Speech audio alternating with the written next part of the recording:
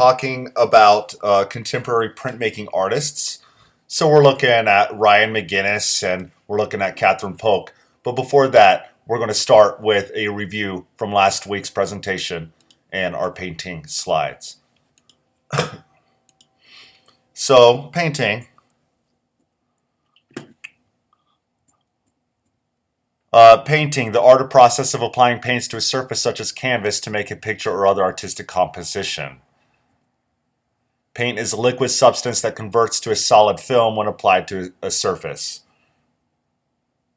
The color in paint comes from its pigment, and that's similar to, say, in drawing, we were talking about pastels. These are granular solids, so some sort of mineral or something that's been ground up and then it's put inside a vehicle. And that vehicle would be oil, potentially, um, or acrylic, things like that. So the vehicle is anything that carries the pigment, but the medium is the type of vehicle that is. So um, would be like water is one, turpentine, like I said, acrylic or oil. All right, so then we spoke about fresco and encaustic, tempera, oil, acrylic, watercolor, spray paint, and experimental painting. So the fresco. Fresco is painted on wet plaster. When that plaster dries, the paint gets sort of absorbed and becomes very permanent. It's actually, if it's done right, it's a very permanent process. So that is the Sistine Chapel ceiling. And then the altar of the Sistine Chapel. This is a fresco from 1945 in Mexico City by the artist Diego Rivera. Encaustic is very old process. It is pigment that is mixed into melted wax.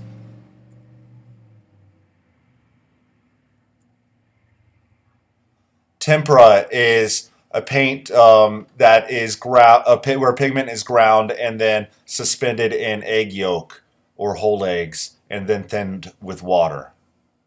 The egg yolk is like the glue that sticks it to the painting. It dries very, very quickly, which made doing very realistic artwork difficult, or paintings difficult. But here's some more tempera, a more current, at least from the 40s, tempera paint. Another one from the 40s. And then we had the introduction of oil paint, where pigment is suspended in oil. The great thing about oil paint is that it takes a long, long time to dry. And it can actually take a very, very long time to dry. So that is also a drawback, that it takes so long to dry. But with the introduction of oil paint, artists were able to start painting more realistically and start blending colors in a way that tempera paint couldn't do. Oil, oil, oil. We remember Glenn Brown from last week's presentation, I hope. Acrylic paint, a mixture of pigment and liquid plastic that can be thinned with water. So this came about in the 1950s, came very popular in the 70s and 80s, and I mean still today. So it is a happy medium. It lasts. It takes longer than, say, tempera to dry, but a fraction of the time that it takes oil paint to dry.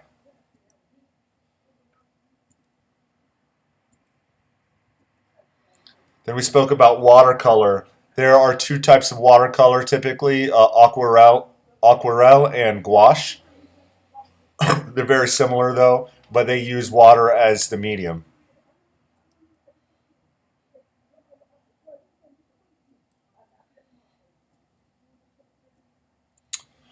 So then there's of course spray paint, and next week we are talking about uh, street art. So hold tight, and we'll talk more about spray paint.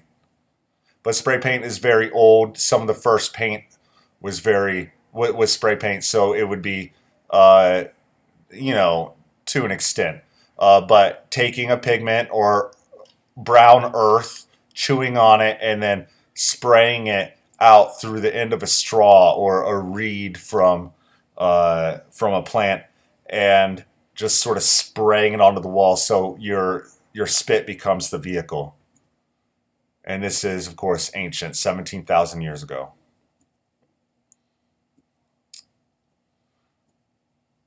And then I talked about experimental painting. So this is drip painting or action painting. Jackson Pollock. Janine Antoni, not even painting a canvas, but painting the floor and doing it with her hair. These are, this is of a woman's body being just sort of stamped down onto the paper. And then this is painting with peanut butter.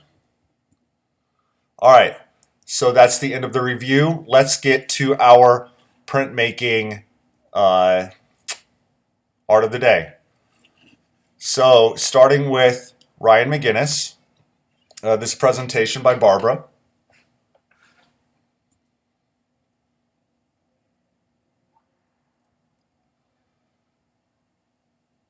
Ryan McGinnis' full name is Ryan Joseph McGinnis, and he was born on January 7th, 1972. While he grew up in Virginia, he currently resides and works in New York. Some of his work references where he lived as a child. His art is displayed in various places in the world, including Finland and Japan. He was a student at Carnegie Mellon University.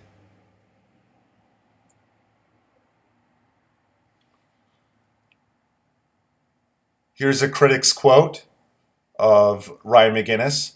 The work is graphic and contemporary. The curls and lines call to mind graffiti, an obvious trigger, while his symbolic language comes from advertising and consumer culture and is far less obvious. His graphics will be familiar. Monkeys, bodies, skulls, bended lines all find homes here. But sly.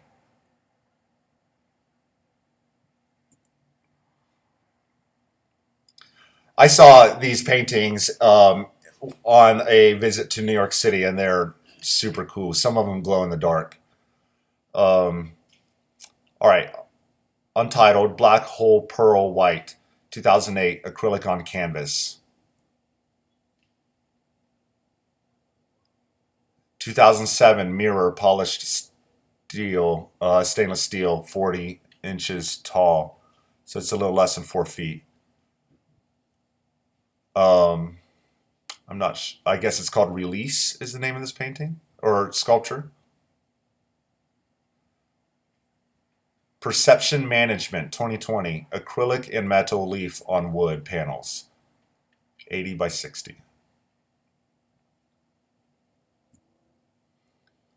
Mother and Child, ball chair, 2019, acrylic and metal leaf on linen.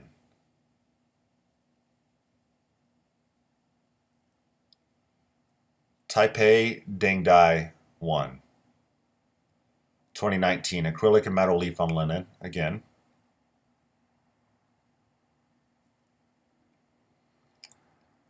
Untitled, parentheses, pointer speech bubbles. So these are silk screens on paper.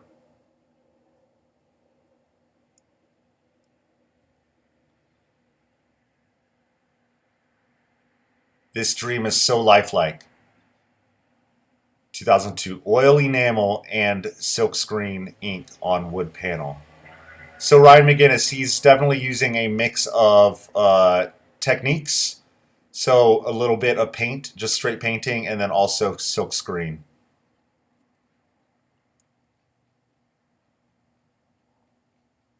Acrylic on linen. That might also be a silk screen, but using acrylic paint. Mirror before a girl, after girl before a mirror. This is cool. I haven't seen this picture before. 2018, acrylic on linen. So what it means on linen, linen is a type of canvas. So this is canvas stretched over a frame.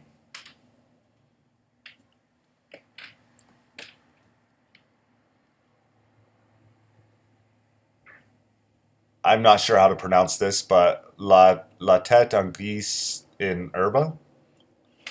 I don't know. Acrylic on wood panel, 2006.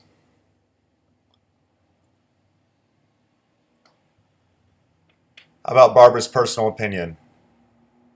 I personally liked the colors used in his works and find the designs pretty eye-catching. However, abstract street looking art isn't generally my thing overall, and I strongly prefer more interpretable designs. I can definitely see how his work can appeal to certain people, though. All right, so maybe a bit on the fence. I don't love all of Ryan McGinnis's work, but I do think that he's very cool. So I agree with you, Barbara, and was a good presentation. Thank you. All right, let's check out Catherine Polk by Aaron.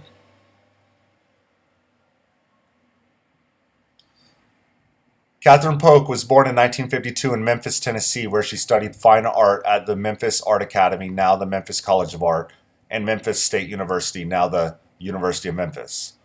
Polk moved to Tucson, Arizona in 1983 with her husband, Andrew Polk, a fellow lithographer.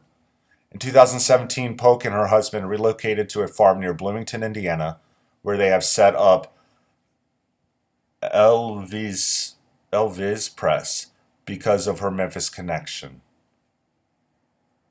I don't understand that, but I'll have to look into it. The subject matter of Catherine Polk's art focuses on everyday activities, chores, relationships between women, mothers and daughters, and so on, often with the same characters recurring in different works. Most incredible is the fact that Polk only started making lithographs in 2002 when she was in her 50s. Since then, her prints have been exhibited widely. Her work in many collections around the world, including China, New Zealand, Korea, Wales, France, and Argentina, as well as museums throughout the United States. Of her working process, she notes, "Music is such a critical aspect for me. I literally choreograph the music that will get me through this process, and when I'm graining a stone, that's grinding one down, I have to have something so hard and so fast to get me through the graining. When I'm printing, I need a rhythm to move me on. Music gets me through it. It paces me." Interesting. All right, so this is a lithograph. So you'll see in the lecture, lithographs are prints printed on a giant flat piece of stone. Wearing the Bible belt.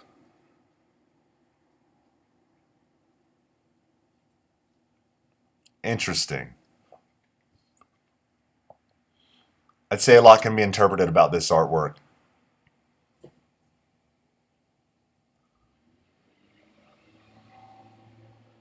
The innate thread, stone and plate lithography.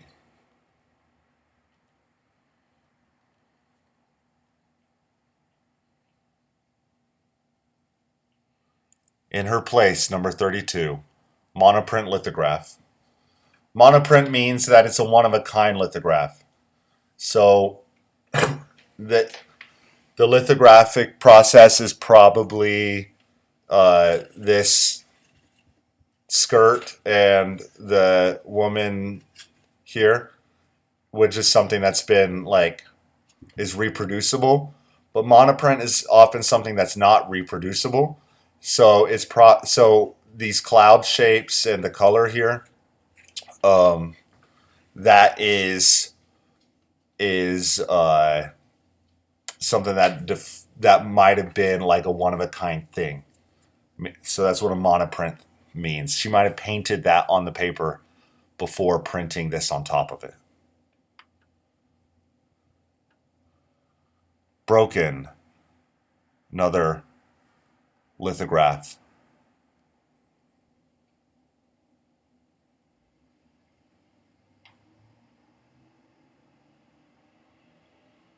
The Fireman's Daughter.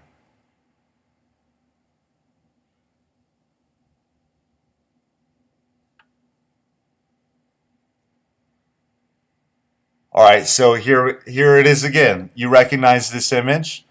This is another monoprint. So we have the same woman head and skirt there and there. So that's exactly as I thought. The head and the skirt is reproducible, but it's a monoprint. It's one of a kind because of the paper or the patterning behind it that it's printed on.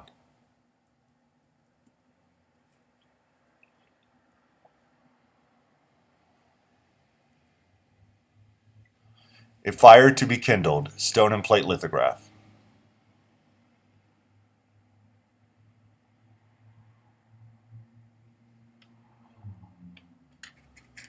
The tornado handler. Not sure where the edge of the paper is, but still think it's a cool image.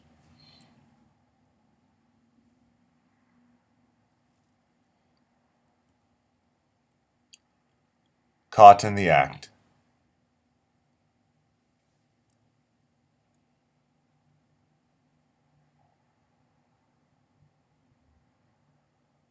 This is cool. I like seeing the head turned and shared eyes.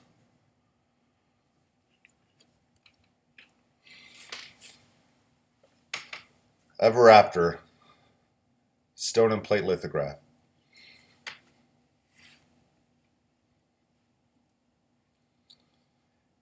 Aaron's opinion. Looking at Catherine's work looks very subjective towards women, as all her work has a woman as the main portrait. But with each artwork, there is a story to tell. My favorite is Caught in the Act. In times like this, we are faced with many different values and political changes, showcasing how guilty her face looks, and the old saying that you look guilty is written all over your face. For sure, I think that's something a lot of people can relate to. All right, this was another great presentation. So thank you, Aaron. And that completes our Art of the Day lecture. As soon as this is over, go ahead and watch the other lecture.